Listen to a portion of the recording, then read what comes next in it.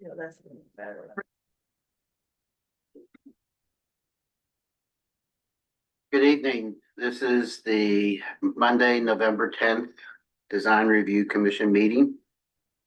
Called to order. Roll call will begin. Glenn Cass present. Richard Stanton, present. John Gray, present. Thank you. Can I have a motion for adoption of the agenda, or do we have any changes? No changes. I'll move to adopt. I'll second. All in favor? Aye. Aye. Thank you. Public comments. This is for items not on this or upcoming agendas that are under the purview of this commission. Anyone on Zoom? Anyone present? Okay, thank you. Consent calendar, we have adoption of the draft minutes from October 27th. Do I have a motion or are there changes? So there's 2 out of 4 of us are here. Is That's fine. that work? Okay, my only comment, so page 7, Okay. I'm referred to as vice mayor. I didn't get it finished. Oh, Yeah. Thank you. Yeah, other than that, so I'll I'll make a motion that we approve the minutes of October 27th with that minor change. Okay, and I'll change, and I'll second it. All in favor? Aye. Aye. Thank you. New public hearings. So we have item HDP 16-25. This is for a hillside development permit, design review. Exception for development in a class 2 ridgeline setback, exception to exceed the 15-degree declination requirements. Grading permit and a variance to construct 2,875 square feet of additions to an existing 1-story single-family home. This will include a new 874 square foot garage, 169 square foot first floor addition, and a 958 square foot second floor addition, with the height not exceeding 22 feet 3 inches. And reducing the required setback to 4 feet 10 inches. Now, part of this was already approved by planning, Yes. so we're basically looking at architecture design tonight and landscaping. Nicole is our presenter for staff. Thank you so much. Yeah, so as Chair Cass mentioned, I'm applying for this hillside development permit. As mentioned in the product description, there's a hillside development permit, a variance, a grading permit, design review, and design review permit. But tonight, the design review commission will be focusing on the design review aspect of it and the grading permit, and I'll explain a little more in my slides. So just for some site context, this property is located in the northern portion of the Happy Valley neighborhood, north of Happy Valley Road. It's approximately 1.57 acres, and it is sloped significantly down to the east of the property and across Panorama Drive to the west. It is within a class 2 ridgeline and within the ridgeline setback, so it is kind of at the top of a ridge. For some context of what it looks like as it currently exists, this is the view of the existing home from Panorama Drive. We can kind of see, and if you drove by, there are story poles erected to show the proposed kind of height and massing and scale of what is being proposed, which is the demolition of majority of the home, but retaining some of it and rebuilding it with some modest additions and expansion of a second story. So previously, the Planning Commission in October reviewed and approved the hillside development permit and variance permit. As part of the hillside development permit, they were able to make the findings and approve development within the hillside, an exception to development within the class 2 setback, the exception for development within the 15-degree declination. And they also approved the variance request to reduce the front setback for a covered porch addition. Just a little bit of background on the variance that was approved. So the existing home as it is, it's non-conforming into the front setback. I think back in the 90s or 70s, there were previously approved variances.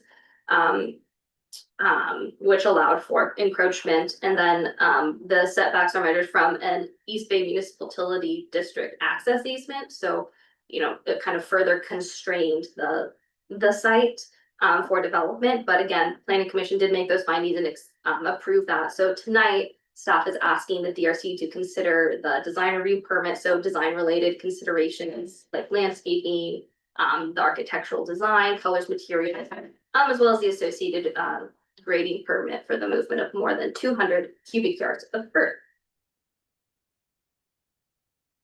So in looking at the proposed site plan, we can kind of see the footprint of the building. So it would be expanding this existing one-story home to a 4,469 two-story home.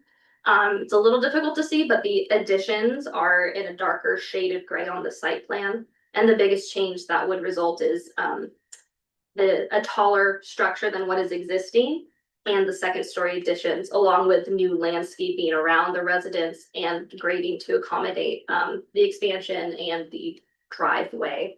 It proposes a total of 450 cubic yards of earth movement. 400 of that would be cut, 50 of fill, and that is for the regraded driveway access from Panorama Drive with retaining walls, and to also kind of accommodate some of the landscaped areas around the residence. But majority of the proposed work is concentrated to the kind of existing flat developed area of the parcel. The whole entire area kind of downslope to the east is remaining untouched. So there are 2 stories proposed, a garage kind of built into grade, and then a first story and second story. But I really wanted to kind of highlight this second story floor plan, because shown in green is kind of the livable area of the second story, which is an art loft above the garage. The other kind of second story elements are areas that are like open to the first story, so they're not habitable second floor areas. So the structure, it perceives kind of as a 2-story home, but the only kind of livable area is again above that garage. The second stories are smaller and kind of centered over the lower levels, which staff finds kind of creates a balanced appearance across the building. I wanted to highlight the south and north elevations called out on the screen. The building's kind of proposed shape and layout are designed to break up its size and try to reduce the visual bulk. There's a mix of sloped roof and flat roofs, decks, and a natural green roof that kind of help the structure blend into the hillside with surrounding trees. There is a small covered patio that uses kind of see-through panels, which is a design element to make the structure appear less bulky from Panorama.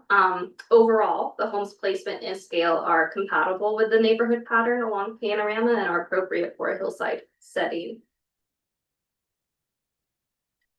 On this elevation, this is the one that's facing 1290 Panorama, which is the closest existing neighbor to 1280. And this kind of shows those 2 windows to the right are the art loft area. So the limitation of kind of windows on the second story here and the distance of this, kind of facade from that 1290 and the screening kind of minimize the privacy impacts on 1290. Across the all elevations, the windows are large, but they are carefully placed to give good views while still keeping privacy impacts minimized to those neighbors. There is good articulation with window frames and lines that kind of make the house feel lighter. Looking at the renderings that are proposed, the style of the house is modern, but it's utilizes natural materials. The walls are a light colored stucco, there's wood siding, concrete, which kind of give it some texture. Darker natural colors are encouraged in hillside areas, and staff recommends a slightly darker color for the main body to ensure that the offsite visibility and glare remains low. And so staff is asking DRC to provide their thoughts on the proposed color. The applicant team is also here, and they're prepared to speak on the proposed colors and materials and can give more perspective to the commissioners as to why they are choosing this color. As part of the landscape plan, 3 protected trees are proposed to be removed.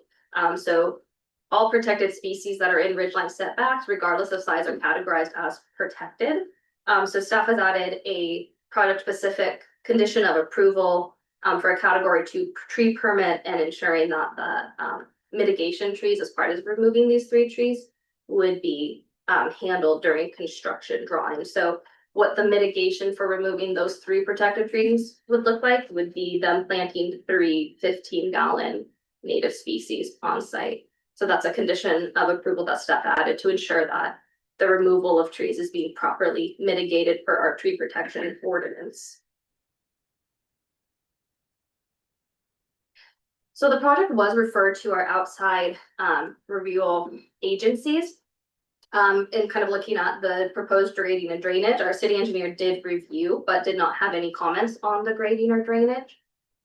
Previously, before it went to planning commission, the applicant had some structures that were located in the EV mud easement / the right of way. And after consultation with EV mud, they have since removed them from the right of way. So that's why in the referral agency comments, you would see the revised comments from the engineer and the revised and the EV mud comments that are saying nothing can be in our easement. The applicant has addressed that and removed those elements, so it complies with EV mud requirements and, you know, satisfies the city engineer's comments on those structures that encroached into that easement area. Public notice for the design review commission meeting was posted 10 days prior. No public comments were received for this item.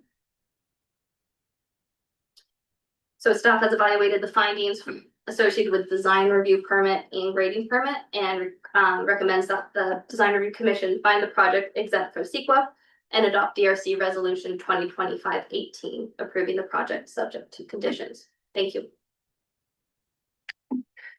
Questions for staff? No.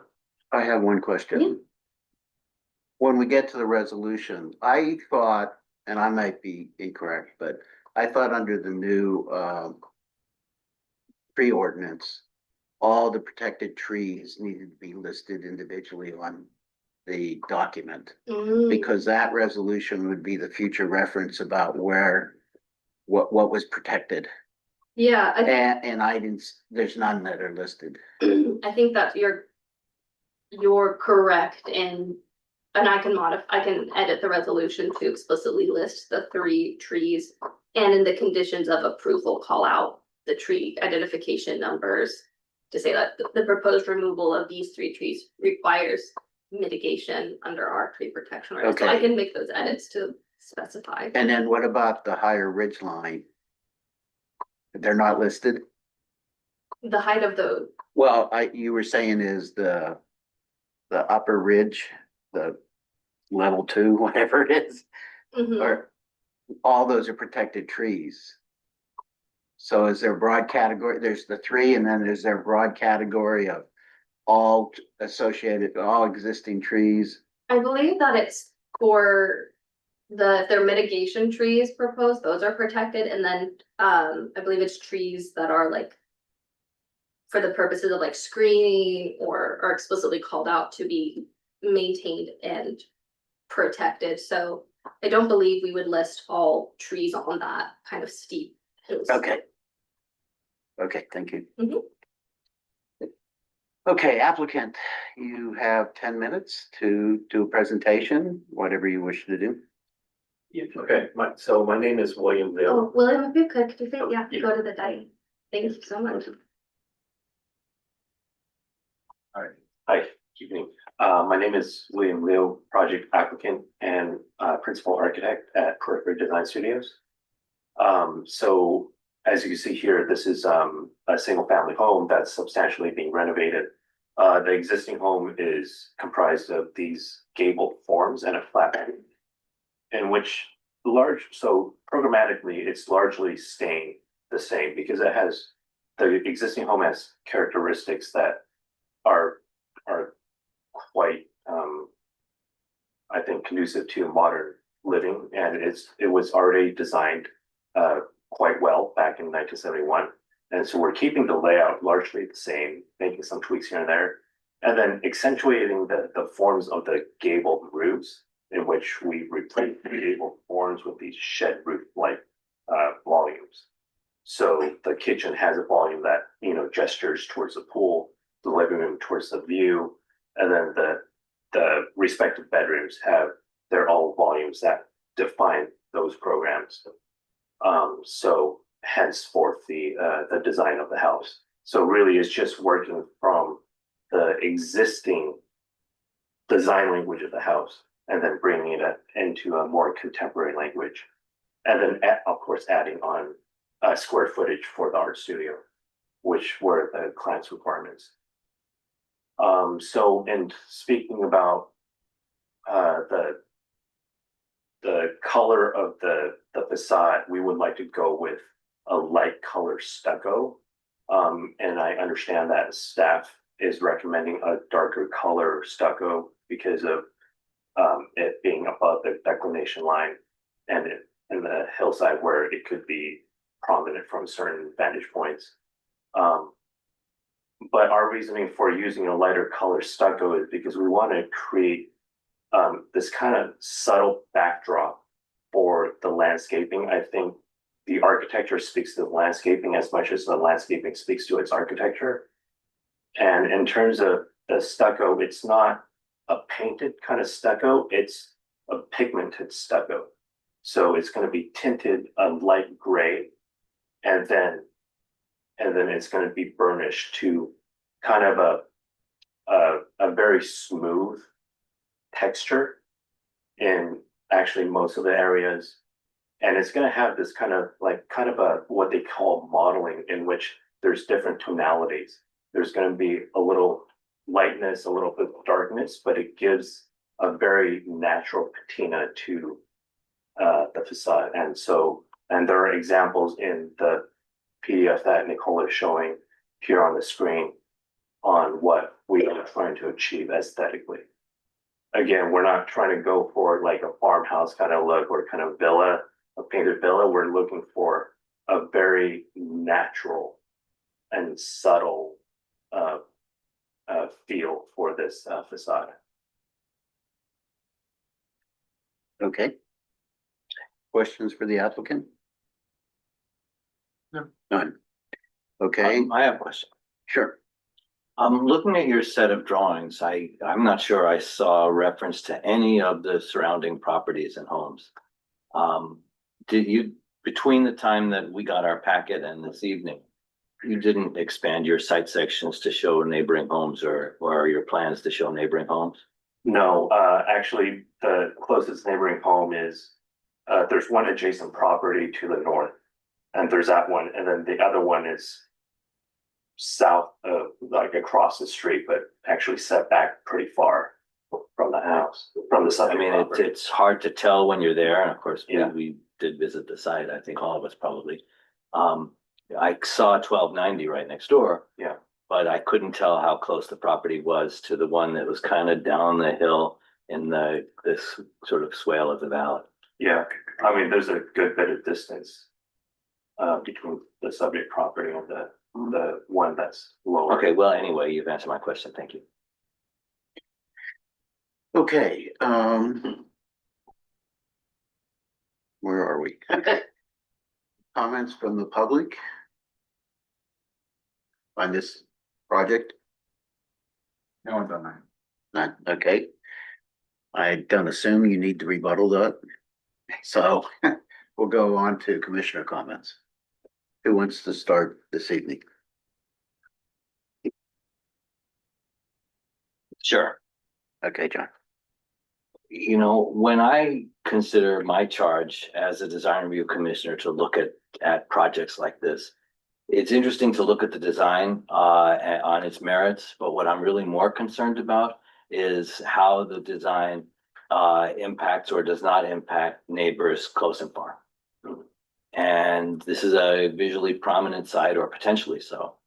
And I found it difficult to understand from your presentation to what degree it did or did not impact privacy or views or anything like that. I don't know if 1290 has a view issue with this property or not. I can't tell. I ordinarily, we like to see site sections that show adjacent properties and have some amount of sightline analysis and screening analysis to help understand if there is any impact. Because what we're here for is to look out for the community interests and the neighbors' interests. I think your design looks very nice. I have trouble understanding whether it does or does not impact anybody, because I just can't tell. I would say I support the staff's recommendation regarding the stucco color, just because even screened by porous trees, bright sunshine on light colored stucco will be very visible from a distance. And I think the idea of a natural looking pigmented stucco, I certainly like that idea. I would like to see it a little darker than your renderings. I don't think I have anything else. Thank you. Richard? Yes, I don't have a lot of comments, but I think the architecture is nice. I think it's it's a dated property that needs updating from what I can tell, and it certainly does that and brings it into this, century. As far as the site visibility, which I pondered on a little bit too. The elevation changes out there seem really quite significant. I mean, the house to the south, I'm sure this site just completely looks over it, so I don't think that there's privacy concerns that I could tell. So I didn't feel strongly about that. The site is sort of its own little promontory there where it's, and with trees around it, it seems well screened. And then as far as the coloring goes, I'll just be honest and say it's hard when looking at the material that we have. I'm just saying, it's in your drawings and it's small as far as color samples. And so I don't really have a good feel. The photographs that were shown even varied with whether it was just shade or white, but can you give us a better feel for what the color is? I mean, is it the shade behind you or is it the wall? Well, yeah, I mean, it was really hard to depict in the rendering, the kind of color we were going for. That's why I created the PDF of the reference images. Yeah. This is the range of colors that it's gonna be within. I know they vary slightly from image to image or from example to example. But we're looking for something that has like a more variegated tone to it. I think that's one element that we're really trying to go for, just something that looks natural. I mean, the model book is nice, Yeah. but looking here, the one in the top left is a darker color. The one immediately to the right of it is a bright white. Yeah. So when you first post. I think it really depends on what screen you see. Yeah, what is it? That's where. Yeah. Coloration. And it's gonna appear brighter, to John's point that, when there's a lot of sun. And so, and appear darker on different time of day, so. It's hard to dial in exactly what that color is, but I think we would like to stay, say within this range per these examples. Okay. I mean, overall, I think it's a nice project. Yeah, overall, I think it's a nice project. I visited the site. I don't have as much concern about the neighbor's view. I mean, there's a lot of current vegetation there on the site, shielding a lot of it. The color, I would have to say, is the one on the left is fine, the one in the center is not. If the variation is that much, I think it needs to be tweaked. And I think maybe, I don't know what to do, whether a mock-up or just a staff decision. But that if it's gonna turn out almost whitish, that's, to me, is too light. Yeah. For that prominent location. Correct. We don't want it to appear white. Yeah. Wow. We wanna avoid like a totally white project. I mean, I have no problem with it being variegated. Yeah. It just is, I mean, that's awfully light, that middle example, and the one next to it as well, which turns into more yellowish than. I mean, it's really, you're leaving us a wide. I mean, I would feel comfortable putting that in staff's hands Yeah. just and giving them the directions of, I mean, here, we've got a palette here of what we think, just conveying that to them so that when maybe they can see some actual, samples or palettes. I have maybe a recommendation is maybe we could have them submit, the colors and then have like a member of DRC also, not as part of the public hearing, but just have one member review them to confirm that it satisfies. Mhm. requirements. Yeah, we do samples. I think samples are definitely. I mean, I would suggest the real material, not a brush out or anything like that, but the real Yeah. material I think that makes sense. to be seen in outdoor light. Okay, so do we have a resolution?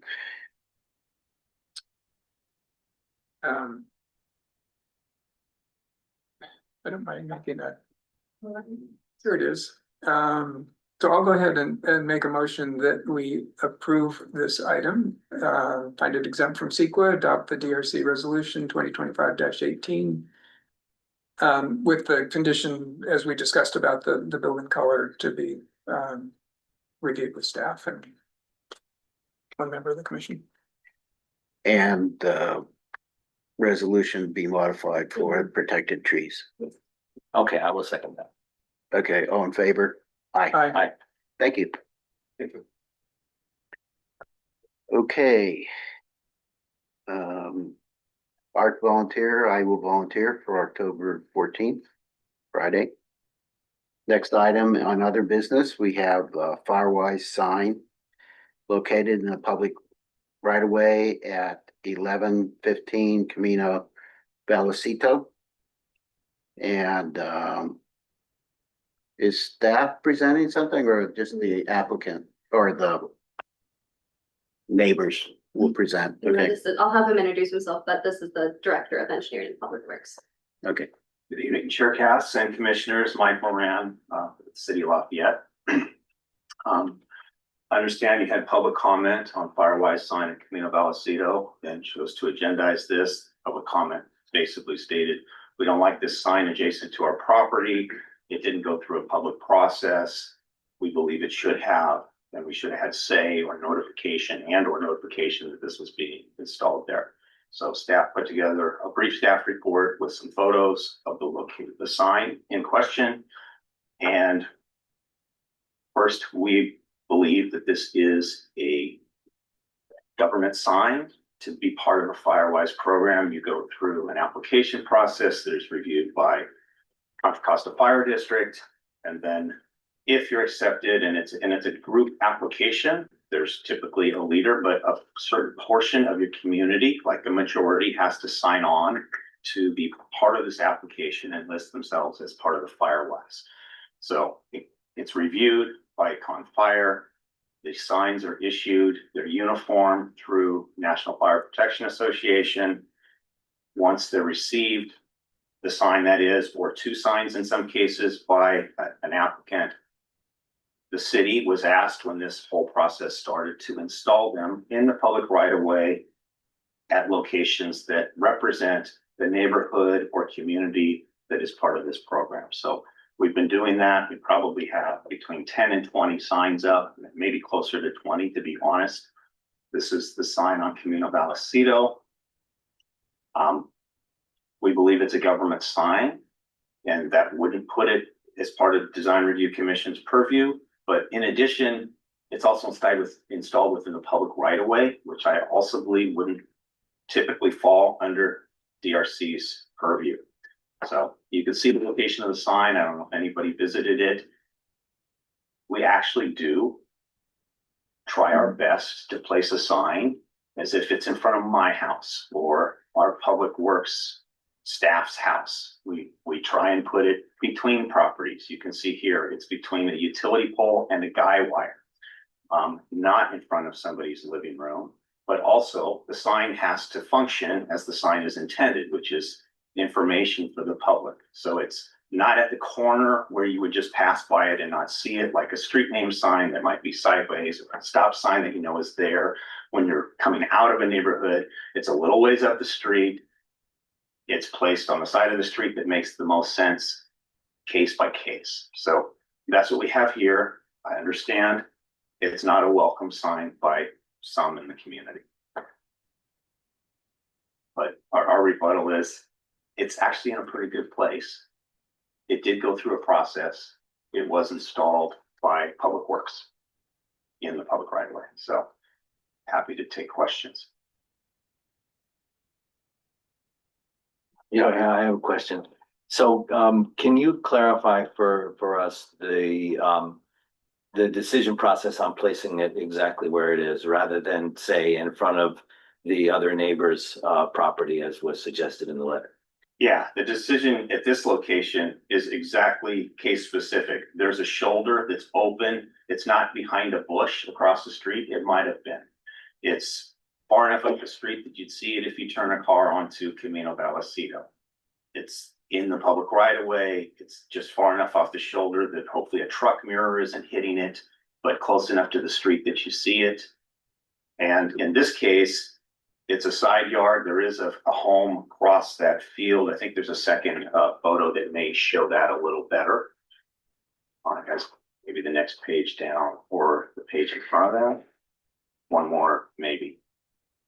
Thank you. So looking under that tree, there is a home on the backside of this property, which my understanding is that's not the home that owns the property behind the split rail fence.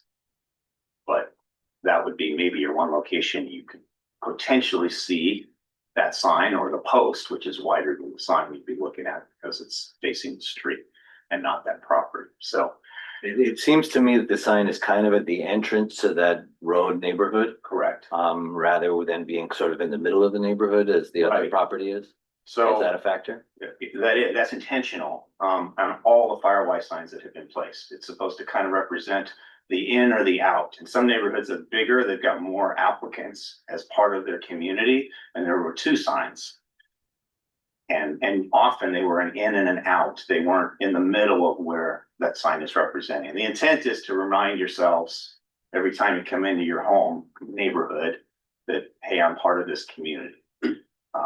This particular program is encouraged by our city council right now. Emergency preparedness and emergency evacuation are one of the top priorities of our current city council. It went through police, was the group that liaisoned with Con Fire that asked Public Works to please install these signs as these communities were being accepted into the Firewise program. Have you ever installed this on a property that was not part of the program before? I don't know, because I have kind of an area map. Uh-huh. So I don't have which home signed up for this program. My understanding is you need a majority of the neighborhood to be accepted into the program. So whatever area that is. Well, I mean, you need 10 applicants, I understand, Okay, to participate, or 10 properties to participate. right. But if there's 10 properties, do you go through people that are not asking to be part of the program and start clearing out their shrubbery and stuff like that? I do not. Okay, so then this is really an applicant that is saying I'm not part of the program. Why am I getting the sign? Because your neighborhood is. It's very similar to speed humps on your street. Not everybody on the street requested the speed humps, but over 50% did. This is for the community, not for one person or another, for that matter, not for Mhm. one side or the other. It's based on an area. Okay. Any other questions? Okay, the Mr. May is gonna go first. Please. David May. First of all, we contest the fact that it's a government sign, it's a private sign. This Firewise organization is not a governmental organization. It's a private organization. Secondly, the question is who requested that the sign be put up? Certainly not the Ostermans.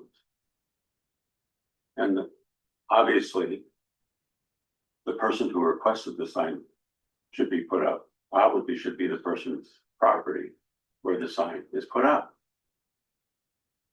Again, the process, whatever the process was, we still haven't, we've heard a general description of the process, but not a detailed description of the process. But I think it can be said without too much of a stretch that the Ostermans were not included in that process. And it's their property that is a burden with this sign. Now, the sign is being treated as if it were a traffic sign or speed bumps, I think was the example that was just used. But there's no benefit that this sign provides. There's no requirement that these signs be put up. Right.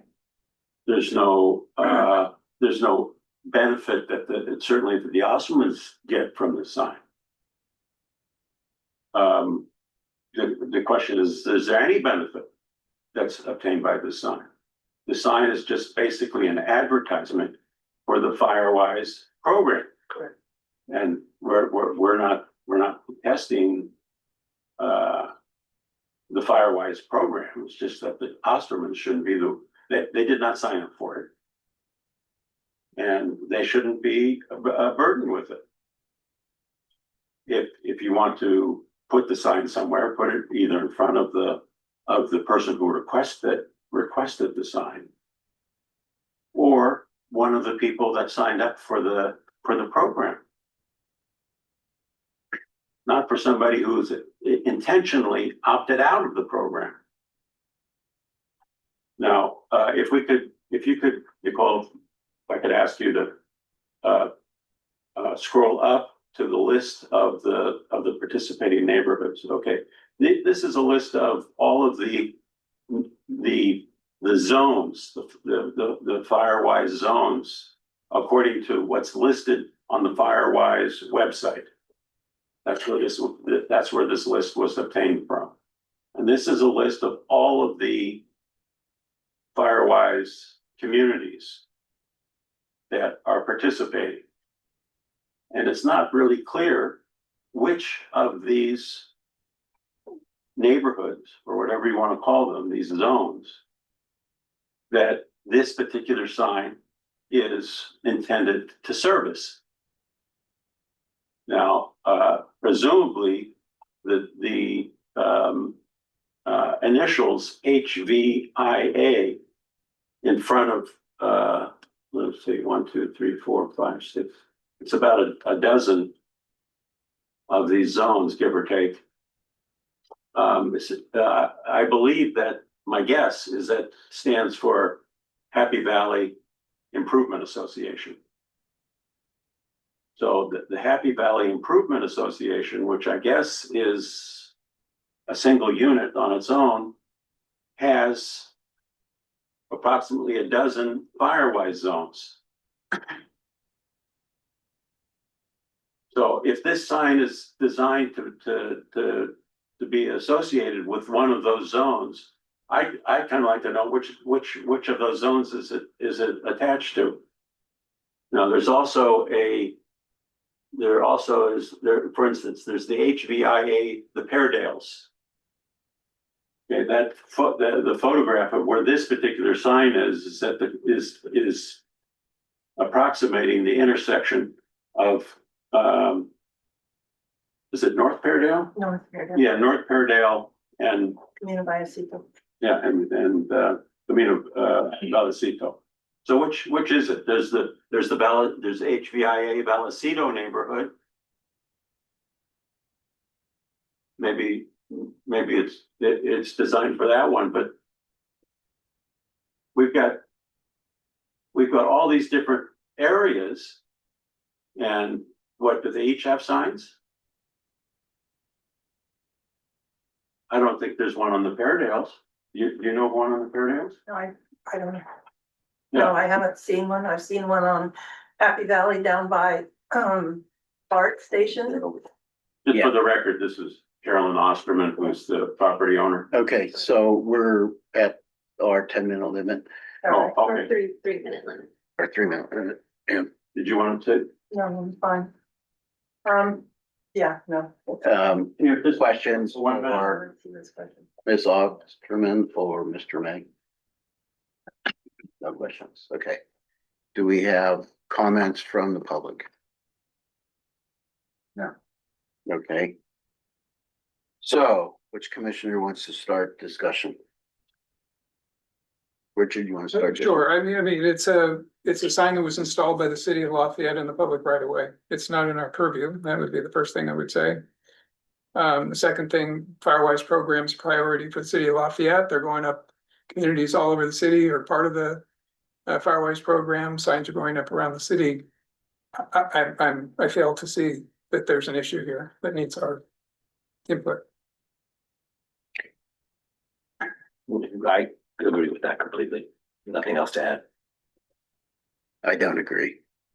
I don't agree because the sign actually says site. So it actually would lead me to believe that the property that it's on is part of the site in the program.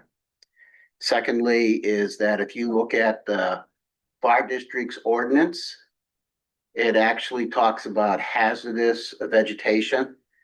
Bark within 10 feet of the road is considered hazardous vegetation. So it's actually an example of a sign in an area that may be construed as this is appropriate, whereas it's in contradiction to what the actual fire department says in their ordinance. I think it should have gone on one of the participants' property. It is a great location. I went there, I drove by. It is the best location. But I don't think it should be, I only see it as quasi governmental sign. I don't see it, it's, just because the city supports the program doesn't necessarily turn it into a governmental sign, in my opinion. So that's my opinion.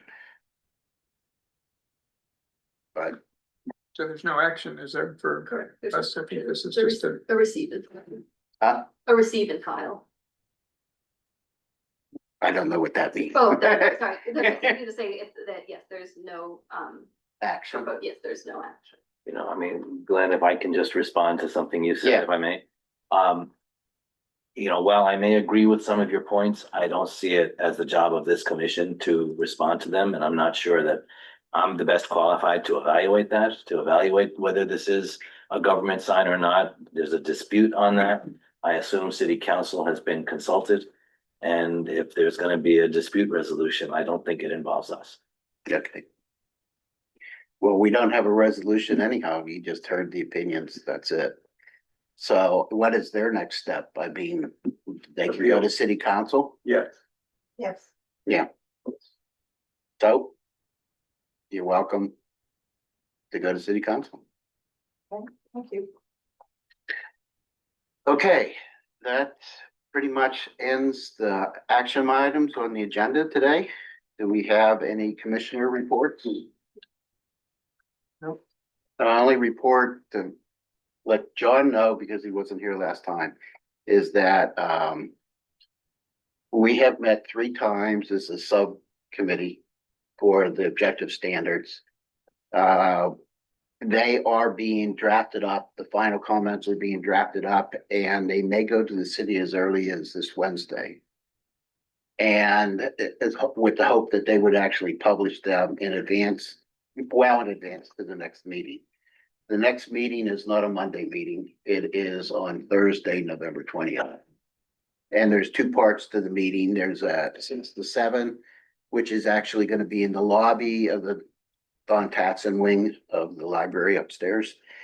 And it's going to be some presentation boards and stuff like that with impromptu discussions about what the objective standards, what they are, what our goals were, what we were thinking. And then it will go to the full DRC for discussion at the 7 o'clock meeting. So just so you can mark your calendar. It's already there. One of the staff has kept us on it. Okay, great. That's all the And I report am from, Available and planning to attend. okay, Yeah, I would just add to that, there are several items that in going through the process that we flagged, oh, we should discuss that with the whole commission. So you'll see that and the documents are in the staff report or somewhere. Where there were questions on, I don't remember the good examples, but it was either height or length or, you know. how big the window should be. Yeah, how big That's the it should be. biggest size of windows. Yeah. What percentage of the facade should be windows versus other Yeah, treatments? stuff like that. So Yeah. something to think about when you see it.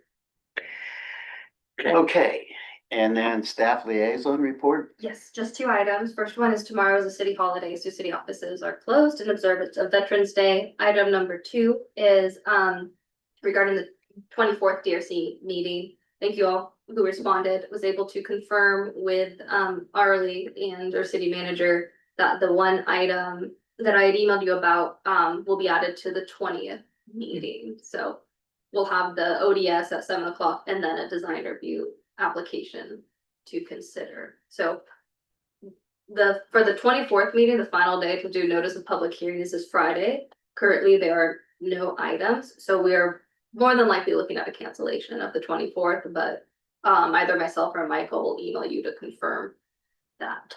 So you're pretty much in the clear for the 24th. Okay. Thank you. We're adjourned. Thank you. Pass it.